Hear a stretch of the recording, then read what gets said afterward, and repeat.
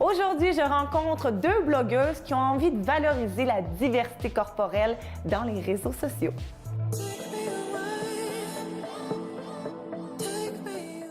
Aujourd'hui, je reçois deux blogueuses qui souhaitent valoriser la diversité corporelle sur les réseaux sociaux.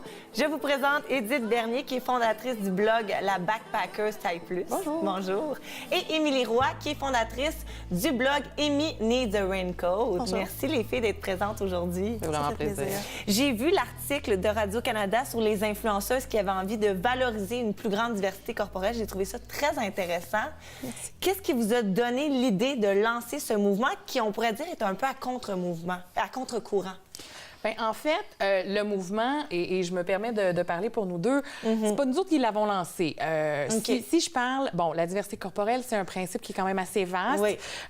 Moi, personnellement, je m'identifie surtout comme une personne, une porte-parole du, ce qu'on appelle en anglais le fat acceptance, en gros, l'acceptation des gros, des grosses personnes. Oui. Donc, parce que la diversité corporelle étant ce qu'elle est, elle étant extrêmement vaste, ça représente, bon, les personnes racisées, les personnes trans, queer, ça représente les personnes de tous les âges, les personnes qui vivent avec des maladies visibles, que ce soit des maladies comme le syndrome de Down, que ce soit des maladies de peau, par exemple.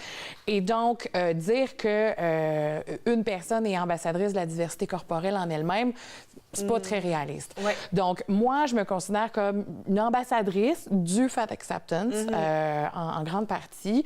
Et c'est un mouvement qui a commencé dans les années 60 aux États-Unis et donc qui existe depuis quand même, bon, 50-60 ans. Et ben, j'ai décidé de m'y joindre, notamment parce que je trouvais ça important que les personnes qui me ressemblent aient une voix, notamment aussi, et au niveau du voyage, parce qu'il n'y avait pas beaucoup de ressources qui existaient. Émilie? Moi, dans le fond, c'est plus pour valoriser une image positive des personnes taille plus. Pardon, j'ai un peu... C'est correct. J'ai une petite fin de grippe. Fait que dans le fond, c'est ça. Ce qu'on voit souvent qui est représenté comme personne taille plus, ce sont des personnes qui sont très négatives. C'est quelqu'un qui est toujours en train de vouloir maigrir. C'est la meilleure amie. Mais il n'y a jamais, je trouve, de positif qui sort de là. Puis, dans le fond, le but, ce n'est pas de s'accaparer, en fait, de s'auto-déclarer. Nous sommes la diversité corporelle parce que, comme je disais, c'est tellement vaste. Et donc... Mais d'envoyer un message plus positif. Oui, c'est exactement, d'aller chercher, de revamper l'image de la personne taille plus, puis de montrer qu'effectivement, il n'y a pas juste du négatif qui sort de ça. Parce qu'en ayant des blogs, bien, vous avez une certaine influence. Vous devenez pour certaines personnes un peu un modèle. Ça serait le fun. Oui, ben, moi, je pense que oui. J'espère. Bien, écoutez, je pense que l'objectif premier, c'est d'envoyer un message que c'est possible de vivre comme personne grosse, de vivre sans excuses et sans s'excuser d'exister, qu'on n'est pas à 20 livres, 50 livres, 60 livres, 95 livres du bonheur et du droit d'exister et que notre valeur n'est pas basée sur notre taux de taille, tout simplement. À chaque siècle, on a toujours instauré des standards de beauté. Par exemple, en ce moment, moi, je trouve que c'est vraiment la fille mince, mais avec des fesses volumineuses puis des lèvres pulpeuses. C'est un peu le modèle qu'on voit. Peut-être une question difficile à répondre, mais pourquoi, selon vous, on offre toujours un unique modèle de beauté? Bien, j'ai l'impression que c'est ce que le monde veut voir qui ressort comme étant le modèle de beauté ultime. Mais le modèle de beauté va aussi changer d'un pays à l'autre ou d'une époque à l'autre. Fait que c'est des choses qui évoluent, mais on voyait justement récemment la chanteuse Bebe Rexha qui porte du 8 ans et qui s'est fait refuser par des designers de l'habiller pour un gala parce qu'elle était trop grosse. Je veux dire, ça commence, là, les gens commencent à réaliser que le standard de beauté est peut-être inatteignable pour la population générale parce que de montrer justement comme ça un standard de beauté qui est atteignable seulement pour les Kim Kardashian de ce monde. Oui, puis les Kim Kardashian, on s'entend que c'est pas leur corps naturel. Ils ont ils ont travaillé là-dessus. Fait que c'est ça, monsieur, madame, tout le monde ne peuvent pas avoir ce corps-là. Donc, effectivement, il y a des voix qui commencent à se faire entendre comme quoi que faudrait évoluer le standard de beauté, en offrir du moins plusieurs, puis arrêter de critiquer le modèle de gauche ou le modèle de droite parce qu'ils sont valides les deux.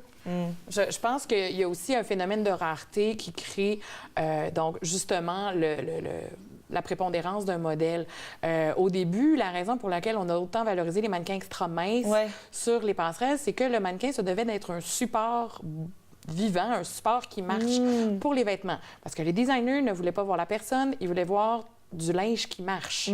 C'est un peu dit vulgairement, mais c'était ça le message. Et donc, on a créé, donc sur les passerelles, on a mis ces femmes-là de l'avant.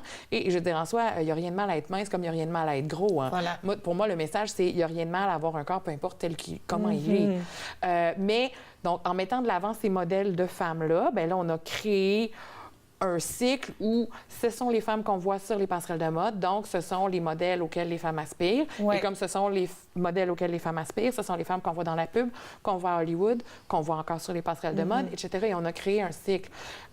Sur le principe de rareté, si on va, par exemple, dans des régions du monde où les gens vivent des vies qui sont extrêmement difficiles, travaillent dans des emplois dehors, souvent, ils vont avoir la peau plus foncée à cause de l'exposition au soleil, bien là-bas, c'est la peau blanche qui est populaire. Ici, parce qu'on vit l'hiver et que tout le monde est blême l'hiver et une partie de l'année parce qu'on a 1 mois et demi, 2 mois de soleil, dépendant où on habite, bien ici, c'est être bronzé qui est beau, qui est considéré esthétique. Donc, comme je disais, il y a une rareté qui fait qu'on élève le truc qui est rare, qu'on favorise le truc qui est plus rare, qui est plus dur à trouver, et on peut créer des cycles, en fait, et selon où on est dans le temps et dans le monde, ces cycles-là changent. Il y a une certaine époque où Émilie et moi, on était des meilleures parties à marier parce qu'on représentait des femmes qui avaient du pain sur la table, qui venaient des familles qui étaient à l'aise, qu'on n'avait pas besoin de s'arracher le cœur dans des emplois physiques. Et donc, on était les femmes idéales. De nos jours, on se promène avec une cible dans le dos à qui va nous tirer la première pierre pour nous juger.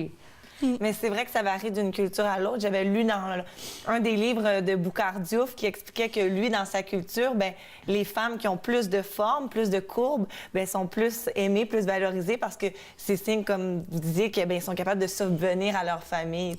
Fait que ça varie, mais on voit quand même que dans les pays occidentaux, des fois, on nous pousse vraiment vers un modèle. Vous aviez envie un peu d'encourager les jeunes à s'accepter comme ils sont. Si je vous ramenais à l'époque de votre secondaire, est-ce que ça a été facile ou difficile pour vous de vous accepter? Émilie? Moi, ça a été... Je dirais que j'étais dans la moyenne. J'ai eu des bons amis, j'ai pas été victime de bullying à l'extrême comme on entend parler récemment. Je l'ai quand même eu facile au secondaire. C'est sûr, j'aimerais ça y retourner aujourd'hui avec l'aplomb que j'ai et ça se passera autrement. Mais de la critique, j'en ai eu dans ce temps-là, mais moins. Ça venait peut-être plus, je dirais, du côté de ma famille. Mais encore là, c'est des commentaires, c'est des choses qui ont été faites, qui ont été dites, c'est-à-dire pour bien faire. Mon père, qui est un ancien gros, en a beaucoup souffert, lui, dans sa jeunesse. Fait que souvent, il passait des remarques quand il voyait quelqu'un dans la rue, puis puis ça n'a pas de bon sens, puis... Mais moi, pendant ce temps-là, j'enregistre, là, puis je me dis, OK, c'est pas correct, moi, il faut que je fasse quelque chose. Puis je sais que ça n'a jamais été dit dans cette optique-là, mais c'est ce que j'en ai retenu. Moi, c'est drôle parce que mon cheminement est assez inverse. Dans ma famille, moi, j'entends dans différents groupes où je suis sur Facebook plusieurs filles qui disent « Ma mère a voulu se faire maigrir toute mon enfance. J'ai passé toute mon enfance, mon adolescence à voir ma mère critiquer son corps, à ne pas se trouver belle et à vouloir se faire maigrir, à vouloir me faire maigrir. » Moi, je viens d'une famille où je n'ai pas entendu ma mère critiquer ouvertement son corps, se dire qu'elle n'était pas belle, se dire qu'elle était moche. Je ne l'ai pas entendu. Elle le pensait peut-être. Quoique moi, personnellement, je la trouvais extraordinaire et elle est super belle et parfaite. Mais ça a été dans mon milieu immédiat. J'ai été chanceuse d'avoir cet espace safe-là. À l'école, j'ai vécu quand même de l'intimidation. Et ce qui était drôle, c'est que personnellement, moi, j'avais pas de problème avec mon corps. Ce qui me dérangeait, c'est que mon corps dérangeait les autres. Dans le sens que moi, j'étais comme, ben non, ça me convient, ce corps-là. Mais bon, ça a l'air que les autres ont un problème avec. Et à l'époque, je veux dire, les modèles féminins gros qui existaient, étaient tous ridicules.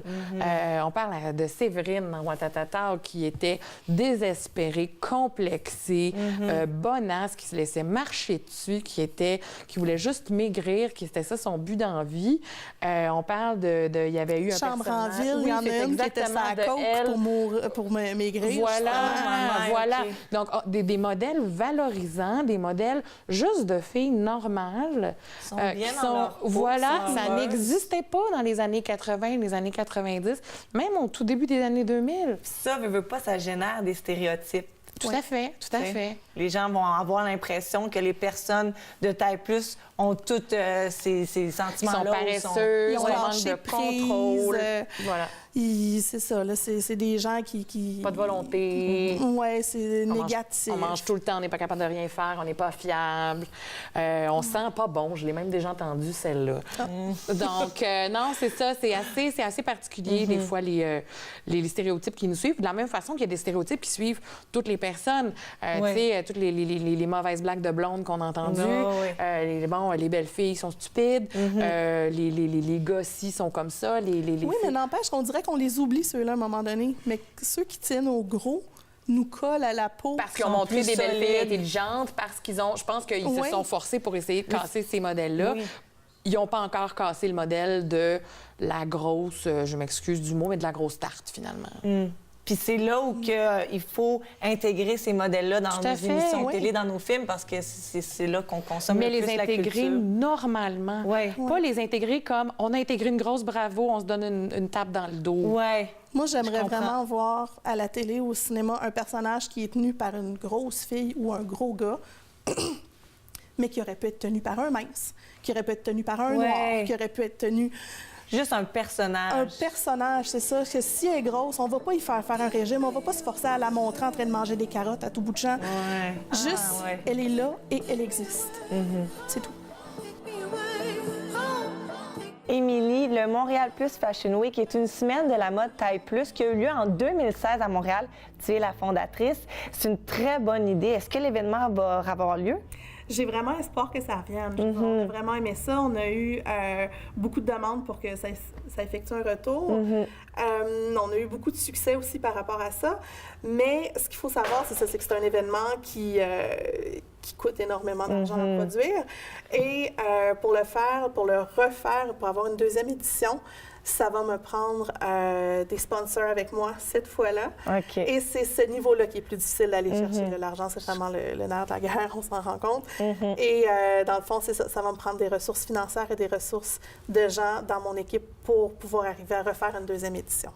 Ton blog, Amy Needs a Raincoat, est-ce que c'est un blog en français ou en anglais? Les deux. C'est un blog qui est bilingue. Ah, c'est cool! On parle de mode, on parle de beauté. Et dans le fond, c'est ça. Vu que je suis taille plus, effectivement, je donne mes petits conseils, je donne mes coups de cœur, mes boutiques favorites et tout s'y trouve. Super. Bien, on va mettre le lien en bas de la page. C'est parfait. Merci. Merci. Les filles, croyez-vous que les réseaux sociaux peuvent générer des impacts sur l'estime de soi? Parce que moi, je regarde dans mon entourage, aujourd'hui, sur Instagram, on modifie beaucoup nos photos, même jusqu'à modifier notre apparence physique. Mais après, nous, on se compare quand même à ces photos-là. Oui, ça a un impact, mais en même temps, chacun est libre de suivre les comptes qu'il désire suivre. Par exemple, quand tout ça a commencé, moi, c'est sûr que j'ai été suivre mes amis, j'ai été suivre des célébrités, j'ai été suivre, OK, celle-là est populaire, une influenceuse, une blogueuse, Puis à un moment donné, je me suis rendu compte, mais je ressens une certaine pression pour ressembler à ces gens-là. C'est ces photos-là qui ont le plus de likes, moi aussi, il faut que je fasse ça. Mais une fois qu'on s'en rend compte, il y a quelque chose qu'il faut faire, wow! Il faut s'arrêter. Là, on s'arrête, puis on se recentre. Parce qu'avec les hashtags, aujourd'hui, on est capable d'aller suivre justement des gens qui nous ressemblent. Que ce soit pour aller chercher des gens plus 16, des gens d'une telle ethnicité ou qui ont tel ou tel intérêt. Il y a manière de le faire, de les trouver et d'aller suivre ces personnes-là. Fait que depuis ce temps-là, moi, je suis... c'est-à-dire, je follow, dans le sens de suivre. Je follow des gens qui me ressemblent, qui ont les mêmes intérêts que moi. Comme ça, je n'ai plus cette pression-là. Puis à partir de là, si ces personnes-là veulent faire du Photoshop et tout, c'est à prendre avec un grain de sel. Ouais. Chacun est libre de montrer ce qu'il veut montrer, dans la manière qu'il veut le montrer, mais aussi, il faut comprendre qu'il y a une audience avec ça, il y a des gens qui te regardent, et ces gens-là sont responsables de oui ou non accepter l'image qu'ils voient. Très intéressant. Mais je pense que ce qui est génial aussi dans tout ça, et je remercie les médias sociaux parce que ça fait que nous, on se connaît. Donc, on est des amis d'abord des médias sociaux avant de devenir des amis dans la vraie vie. Et je pense que ça nous permet de se retrouver entre nous. Ça permet, entre autres, de créer ce qu'on appelle en anglais des safe spaces, c'est-à-dire des espaces de parole où les personnes ne seront pas jugées, où les personnes vont se sentir à l'aise de parler. J'ai, par exemple, un groupe de voyageuses taille plus où il faut être une femme et il faut être une personne taille plus pour en faire partie. Pourquoi? Parce qu'il y a des préoccupations, des choses qu'on est à l'aise de parler entre nous, mais pas nécessairement à l'aise de parler en grand public. Et donc, ça nous permet de trouver des gens qui partagent ces préoccupations-là, des gens aussi avec qui partager des fois des petits bonheurs, des petites joies qui nous arrivent et que pour l'ensemble des gens, ça peut sembler banal, mais que pour nous, dans notre vie, c'est énorme, c'est super important et ça a une signification beaucoup plus grande. Et donc, la beauté des médias sociaux, c'est justement de permettre de se retrouver entre nous. Mais oui, ça crée de l'impression. Je pense qu'il faut vraiment en prendre et en laisser. Et de plus en plus, il y a des mouvements d'ailleurs qu'on voit. Si on suit quelqu'un qui nous fait sentir pas bien, qui nous fait sentir pas belle, unfollow. Et ça, je trouve que c'est de plus en plus une bonne chose à faire parce qu'on a déjà assez de pression au quotidien, juste dans la rue, comment on se fait regarder, comment on est perçu, les commentaires qu'on entend. Si en plus, quand on est dans le confort de notre foyer, dans notre intimité et qu'on a l'Internet qui vient nous chanter des bêtises, entre guillemets, ou nous faire sentir mal, non, je m'excuse. Moi, je veux pas ce genre de médias sociaux-là dans ma vie. Mais j'ai l'impression que, bon, vous êtes rendues des femmes accomplies, fait que vous avez un peu l'assurance de faire « moi, j'ai pas besoin de ça ». Mais si on regarde les jeunes filles, est-ce qu'eux, ils ont la capacité à leur âge, à leur jeune âge, de résister à cette pression-là? C'est ça que je me demande. Je pense que l'important là-dedans, c'est vraiment de trouver des gens qui nous ressemblent. Parce que moi, c'est là que ça a commencé. J'adorais mes amis qui étaient de taille régulière. On s'entend, je les aime encore aujourd'hui. Ce sont des personnes merveilleuses. Mais la journée où j'ai rencontré ma meilleure amie qui est taille plus, mon Dieu, c'est un monde qui s'est ouvert. Je veux dire, pour une fois, on pouvait se dire, on va-tu magasiner? Puis pas juste faire, allez-y, moi, je vais rester dans les accessoires. C'était comme, OK, c'est des petits gestes qui sont banals, mais qui fait qu'ensemble, on faisait comme, ah, ouais, OK, on va aller magasiner. On va-tu à la plage? Les deux en maillot? Ah, ouais, on va y aller. Puis on n'a pas besoin de penser de, oh my God, mais qu'est-ce qu'elle va penser? Non, c'est vraiment, je pense, d'aller chercher des modèles ou des gens qui nous ressemblent. C'est ce qui fait qu'on se bâtit une confiance collectivement. Puis qu'à un moment donné, on n'a même plus besoin d'y penser, ça devient naturel. Hey, je vais supporter ça aujourd'hui, je vais avoir les bras à l'air. Ah, ça sera ce que ce sera, j'ai pas à me soucier de l'opinion des gens que je connais pas. Mais la chance, je pense que les jeunes filles de 12, 15, 18 ans ont en ce moment, que nous, on n'a pas eu, c'est qu'elles ont au moins un relatif choix de ces modèles-là. Oui, il y en a beaucoup nous, plus. Ça n'existait pas dans notre temps, si je peux me permettre l'expression. Et je regarde, par exemple, je parlais avec Vanessa Duchel, qui était avec nous dans un reportage à Radio-Canada.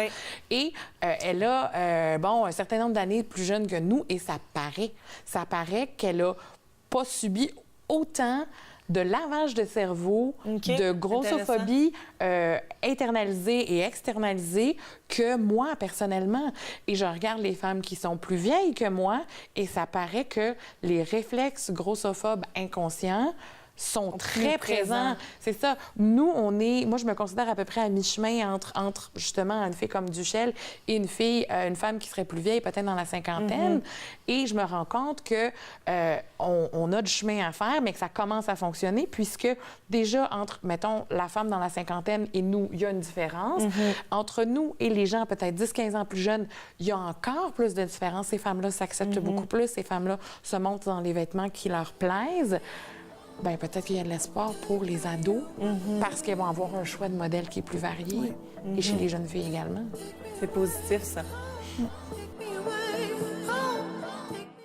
Edith, quelles étaient tes intentions lorsque tu as lancé ton blog, la Backpackers Taille Plus?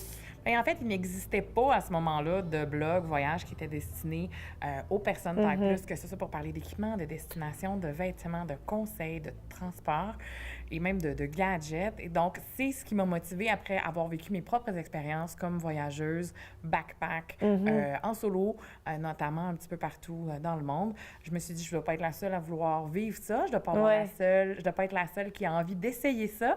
Et donc, je vais partager mes expériences, mes conseils, mes idées avec les autres femmes en espérant que ça leur donne envie d'essayer elles aussi et que ça leur montre en fait que c'est possible. Que c'est accessible, voilà. Super, très intéressant, merci. On parle des réseaux sociaux et ce qu'on voit de plus en plus dans les dernières années, c'est le body shaming. Le body shaming, c'est le fait d'humilier ou de critiquer l'apparence physique d'une personne. Les filles, tout d'abord, est-ce que vous recevez parfois des commentaires mesquins? Et comment faites-vous pour ne pas être trop affectée par cette agressivité? Personnellement, oui. Je pense que ça m'est arrivé. C'est sûrement arrivé à Émilie aussi. Et souvent, je me dis, bon, écoutez, l'esthétique, c'est un choix personnel. Une personne a le droit de ne pas me trouver de son goût.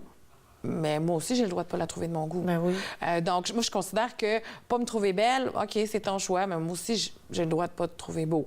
Donc, personnellement, moi, les questions esthétiques, ça m'affecte plus ou moins. Je dis pas que ça m'affecte jamais, puis il y a des journées, je pense qu'on est plus forte ou plus fragile que d'autres. Mais me faire dire, ton corps est pas correct, ton corps est inadéquat. Maintenant, après ça, assumer, par exemple, que mon corps n'est pas en santé, ça devient un problème. Le body shaming, dans une perspective de fausse préoccupation de santé, ça m'achale un peu plus. Mais encore là, la personne, elle n'est pas mon médecin, elle n'a pas vu mes prises de sang, elle ne sait pas c'est quoi l'état de ma santé métabolique.